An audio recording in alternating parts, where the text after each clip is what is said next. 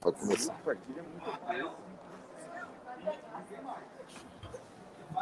Boa noite, Wagner. Boa noite, Denis. Não sei se vocês estão ouvindo bem aí. Estamos. Boa noite.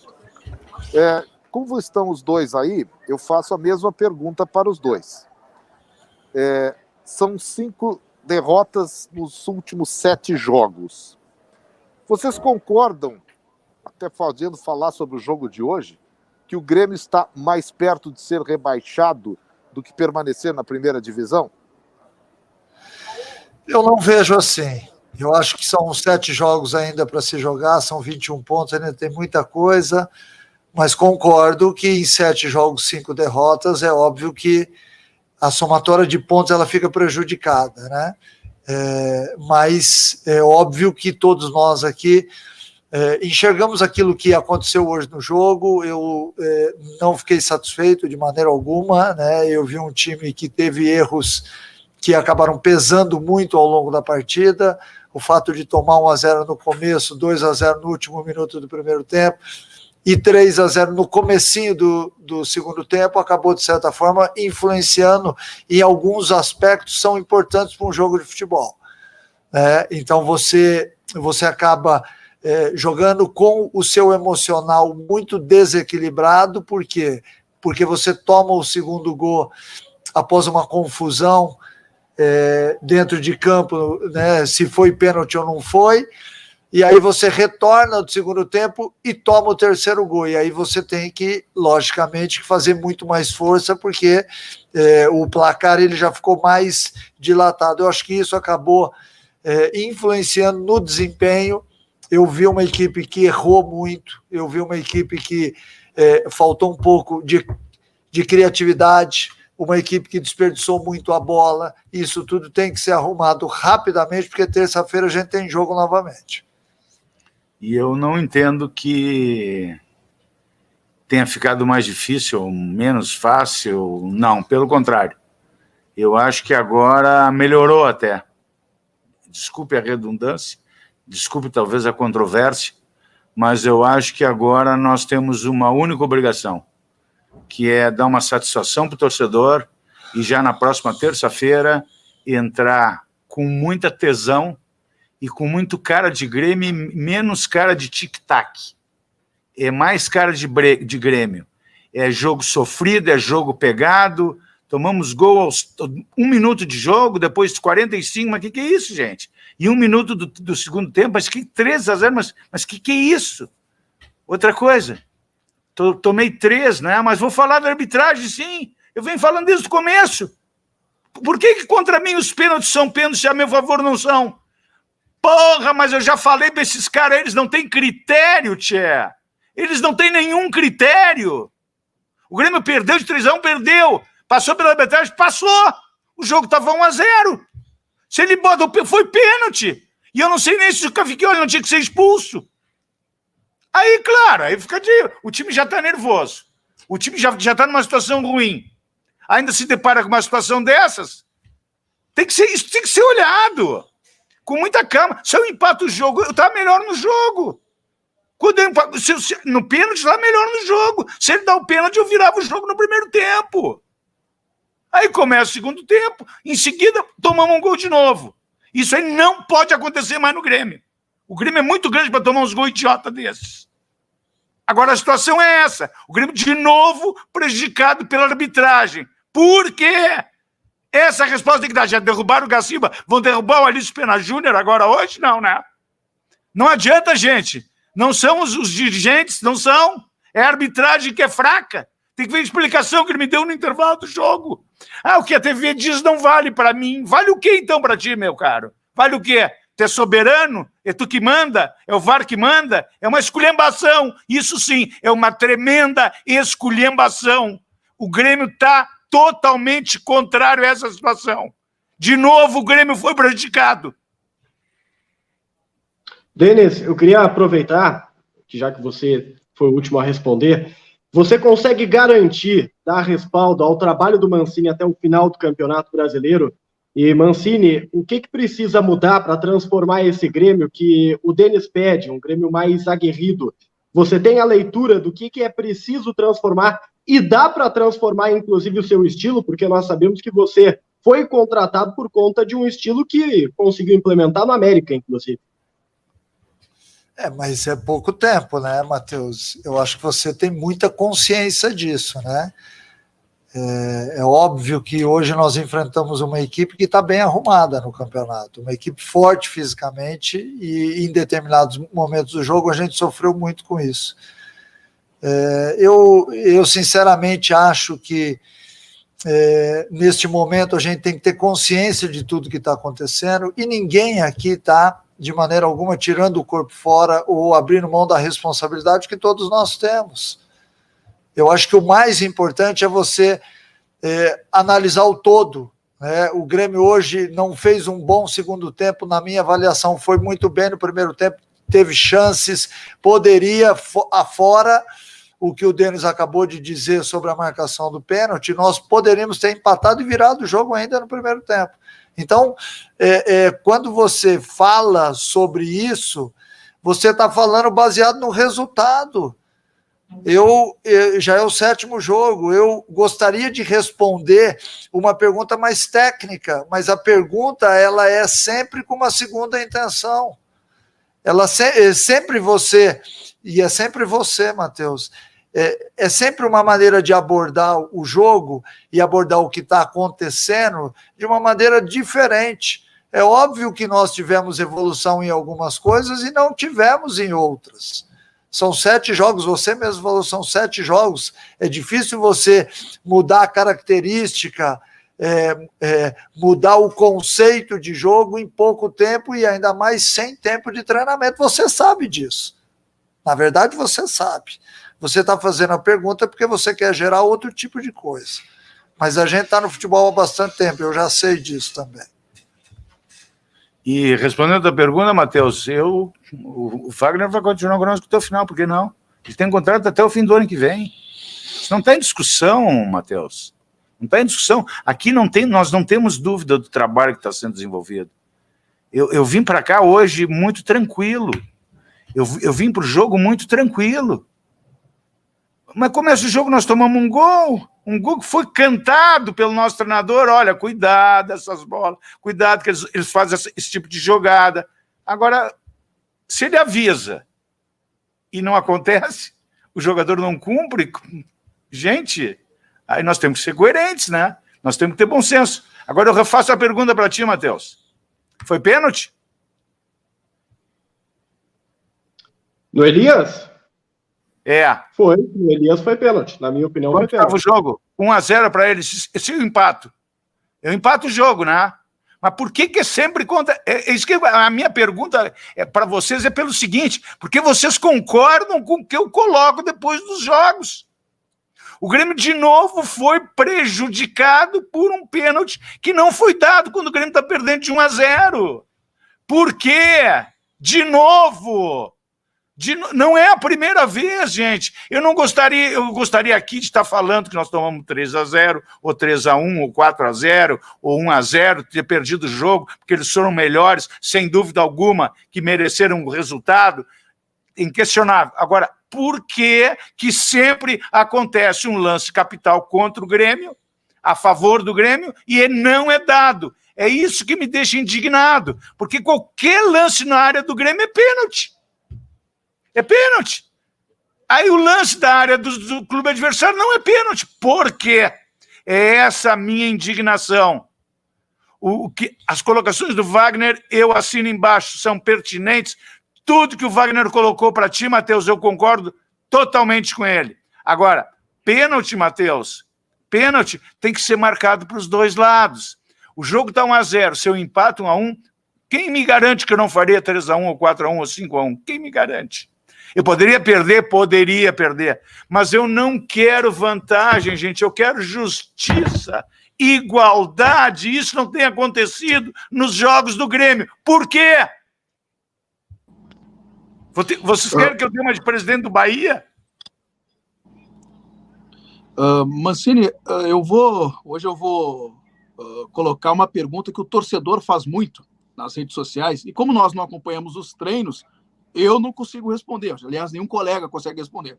Por que o Alisson hoje é titular e por que o Campas não ganha sequência no time titular. E para o Denis, a questão do trabalho. O que o senhor vai fazer de hoje até terça-feira com o elenco para tentar passar uma tranquilidade para o jogo contra o Bragantino? O que nós vamos... César, eu vou falar primeiro, tá?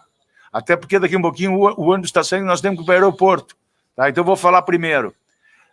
Nós já começamos o trabalho de remobilização do grupo, nós já conversamos com o jogador por jogador, muitos jogadores entenderam os problemas que aconteceram, nós fizemos uma corrente muito forte aqui no final do jogo, não tem nada decidido, tem muita água para rolar embaixo dessa ponte aí, e nós vamos trabalhar sim o psicológico de cada um. Amanhã de manhã às 10 horas nós já vamos estar na arena, e vamos trabalhar no nosso CT, com o nosso grupo de jogadores, remobilizando para o jogo de terça-feira contra o Bragantino, que é o nosso próximo desafio. E é com trabalho, César, querido. Tu sabe como é que eu sou, Negrão? É muito trabalho, é muito pouco, dormir muito pouco, trabalhar muito e sair dessa situação que eu ainda acredito. E peço ao torcedor que ajude a nós termos casca para aguentar esse tirão, que está difícil, mas não é impossível. E sobre os atletas, eu já disse aqui que eu não vou falar individualmente de ninguém, é óbvio, mas sempre que a gente ganha, eu não recebo esse tipo de pergunta, porque todos os atletas, após uma vitória, têm um bom desempenho. Mas quando a gente perde, é natural que o torcedor fique incomodado. A gente fica, imagina o torcedor. É natural isso. É natural que as redes sociais comecem a bombar. Uns querendo A, outros B, outros C, outros D. Né? Se todo mundo tem o seu time na cabeça, por que o treinador não pode ter o dele? Eu acompanho o dia a dia do trabalho. Por que eu vou montar uma equipe que eu acho que vai ser derrotada? Isso não tem cabimento, isso não tem nexo. É óbvio que o treinador quer montar o melhor time. Eu poderia ficar falando aqui muito tempo sobre isso, enrolar e não falar a verdade, e eu estou aqui respondendo. Eu tenho montado estratégias para cada jogo. Não quer dizer que A, B ou C tenham que serem titulares ou não. Depende muito de tudo aquilo que é feito ao longo da semana, vocês sabem disso. Eu dependo também de parte física, de parte fisiológica. Às vezes o atleta está fadigado, às vezes o atleta está desgastado, vocês não têm acesso a essas informações. Como é que eu posso responder com tudo isso? Se eu responder baseado em tudo aquilo que a gente faz de testes com os atletas, eu vou ficar meia hora aqui respondendo. E tem mais, né? Hoje, no aquecimento, para começar o jogo, o nosso grande quarto zagueiro, o Kahneman, machucou. Aí machucou no aquecimento, ele está se preparando para o jogo, machucou. Nós já estamos em final de temporada, isso não é desculpa, gente, isso é realidade. O Kahneman machucou o quadril, que já não está bom, machucou o quadril durante o aquecimento e não pôde jogar. E nós ficamos sabendo, dentro do vestiário, às 3 minutos de começar a partida, e o Mancini tem que fazer uma troca. Quem entrou, o Juan entrou mal? Não entrou mal. Mas vocês vão de concordar comigo que a dupla Kahneman e Jeromel é diferente, é mais experiente, é mais madura. Não vem nenhuma crítica ao Juan, por favor, não me interpretem mal. Mas, só para vocês, para corroborar com o que o Mancini está dizendo, eu estou trazendo essa situação de lesão que vem acontecendo. O Douglas Costa está machucado, com o adutor machucado. O Lucas Silva, eu acho que se machucou hoje, teve que sair, não aguentava mais de dor na virilha, para não dizer outra coisa, né? Para não dizer outra coisa, está com dor no adutor, também com dor no adutor. O Juan se machucou também. Nós tivemos que improvisar. Aí, é porque... Não, gente, o momento de dificuldade mas não vamos jogar a toalha. Nós vamos até a última rodada em busca de tirar o Grêmio dessa situação. Bom, eu quero então perguntar para o Mancini em cima dessa questão do Kahneman. A gente já sabe que o Kahneman vem há um bom tempo com esse problema no quadril, não é algo novo. Então eu quero saber o quanto preocupa para essa reta final, se o Kahneman vai jogar no sacrifício, se o Kahneman vai ter que ser afastado para um tratamento mais longo, o que se prepara para o Kahneman a partir do que aconteceu hoje. E, Denis, me permita lá buscar a tua primeira resposta de hoje. O Grêmio tem que entrar com mais cara de Grêmio do que com cara de tic-tac. O que é a cara do Grêmio?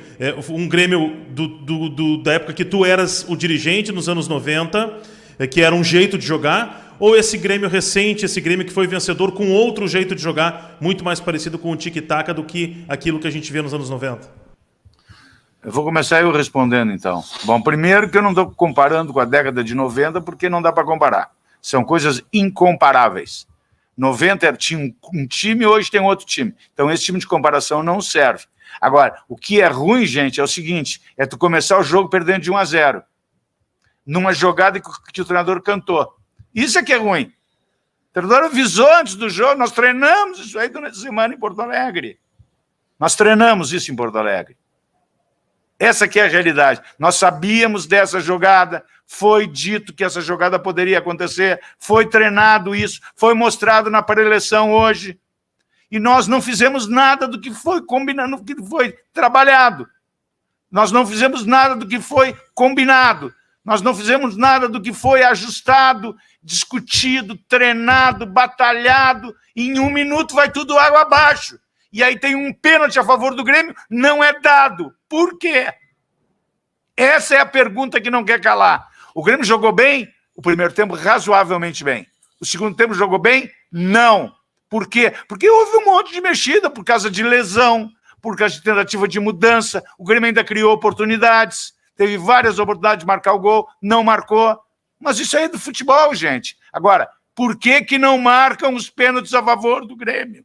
Por que anulam os gols do Grêmio com as linhas criadas por eles? Essa é a resposta que a CBF tem que dar para o futebol brasileiro, porque está uma vergonha esse negócio, cara. Eu não quero botar a desculpa da derrota em cima do árbitro, mas se desse o pênalti, o jogo terminaria 1-1, ou 2-1 para nós, ou 3-1 para nós, ou 2-1 para eles, ou 3-1 para eles. Ganhe o melhor, desde que haja justiça. É só isso. Agora, eu não vou comparar o Grêmio de hoje com o da década de 90, que são futebol totalmente diferente, desculpe. Futebol totalmente diferente, uma década de 90 para uma década de 2020. Sobre o Kahneman está há um bom tempo já jogando no sacrifício, e essa é uma dor difícil de ser diagnosticada antes do jogo. Por quê? Porque depende muito daquilo que ele faz naquele dia. Às vezes o Kahneman está muito bem no dia, às vezes ele precisa tomar injeção até nos treinamentos, às vezes ele precisa de um tempo para recuperação, e como a gente está jogando em sequência, a gente nunca sabe, essa é a verdade. O Kahneman precisa de uma intervenção, e ele vai fazer essa intervenção, mas neste momento a gente tem que entender que em alguns momentos a gente vai ter, e os atletas já estão de sobreaviso, todo mundo sabe internamente no Grêmio. E só para voltar na pergunta anterior, que foram citados aqui alguns atletas, eu não posso ter uma lista de jogadores que não podem atuar. O torcedor, eu entendo o torcedor, eu faço parte e faço coro com muita coisa que eu escuto, mas eu não posso ter uma lista, fulano não pode jogar, esse não pode entrar, aquele não pode entrar, porque senão daqui a pouco eu vou ter 12 jogadores apenas. Eu tenho que dar oportunidade para que todos eles possam render aquilo que eles sabem sob o meu comando. Eu não posso botar um X nas costas de ninguém, dando a entender que esse atleta não pode mais entrar em campo, gente. Nós temos que salvar o Grêmio. Eu preciso de todo mundo. Não existe esse negócio de um exército, eu vou tirar a arma de um soldado porque não gostam dele, ele tem que ajudar. Todos eles têm que ajudar. Eu peço um pouquinho de paciência do torcedor. Porque esses atletas, tem alguns até que nem jogaram comigo e que são riscados, esse não pode pôr. Como que não pode pôr? Eu preciso de todos os jogadores. O Grêmio vai jogar de 3 em 3 dias. Como é que nós vamos rotular jogadores nessa situação? Quando acabar, e se Deus quiser a gente fora desse sufoco, aí a gente senta, conversa, eu dou ouvido para todo mundo. Nesse momento eu não posso fazer isso. Eu não estaria sendo justo comigo, eu não estaria sendo justo com o Grêmio, eu estaria sendo incoerente. E isso eu não vou ser na minha vida. E é isso, galera. Esse aqui foi mais um vídeo. Deixe seu like e se inscreva no canal.